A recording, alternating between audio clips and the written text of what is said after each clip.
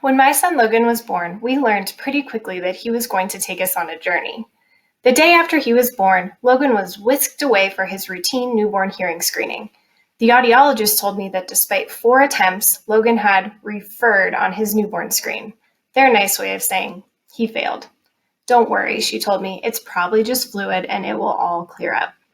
After she left, I rolled my eyes with exasperation. Surely there was nothing wrong with his hearing. He was looking right at me.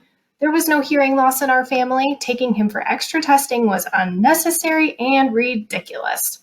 However, as a type A rule follower, I dutifully scheduled Logan for follow-up hearing testing, complaining, grumbling, and exasperated.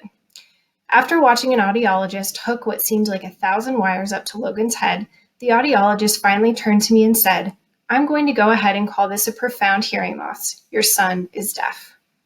My husband and I took a pamphlet and walked to the car in stunned silence. Unsure of what to say, my husband whispered, "I can't believe Logan is still sleeping." I whispered back, "Why are we whispering? He can't hear us." We laughed. Over the next few weeks, we learned that Logan was an excellent candidate for cochlear implants. He also needed surgery for a vascular malformation, a pyogenic granuloma that had grown on his cheek.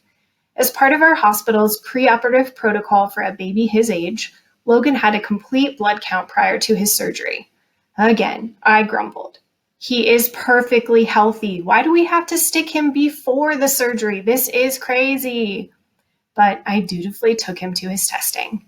Later, when his pediatrician called me late on a Friday afternoon, I knew it probably wasn't to tell me to have a great weekend. Logan's platelets are unusually low, she said. Hematology wants to see him first thing Monday morning, 8 a.m. Apparently, Logan really liked seeing specialists. The next several months were a blur. Logan's platelet counts were stable enough for surgery, and he got his cochlear implants. Because Logan initially presented with pancytopenia, the concern for blood cancer was high. We started with weekly blood counts, then monthly, then every 6 months, when Logan demonstrated he could hold his counts. However, still no answers. The hematologists at Nationwide Children's Hospital were incredible. We tried sending Logan to genetics, but found no answers. Nationwide Children's encouraged me to take Logan to Cincinnati Children's for a second opinion, and when we found no answers there, they systematically tested Logan for 5 years trying to figure out why it was he just couldn't get a normal platelet count, and he, in turn, bruised like a peach. Most of his baby and toddler pictures look like he's been in little baby bar fights. In the fall of 2018, Logan's hematologist, Dr. Rose, talked to me about running yet another genetic panel on Logan. Again, I had a familiar response: exasperation. He has been thoroughly worked up, I reasoned. It's ITP. When you hear hoofbeats, think horses. Begrudgingly, I consented. You'd think I'd have learned my lesson by now. And that is the long, short story of how Logan was diagnosed with RUNX1 familial platelet disorder. Logan has a de novo germline mutation in the RUNX1 gene.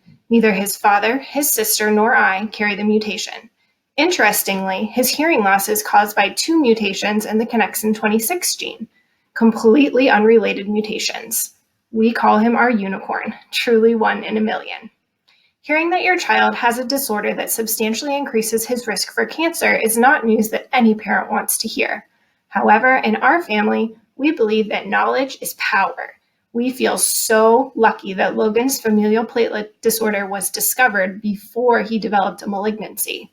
And I am thankful his hematologist was persistent and educated. It would have been very easy to write Logan off as having ITP, but she pushed us to investigate further.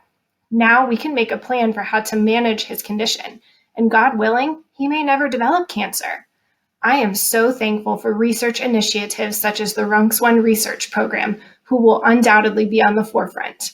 Thank you for allowing me to share our story.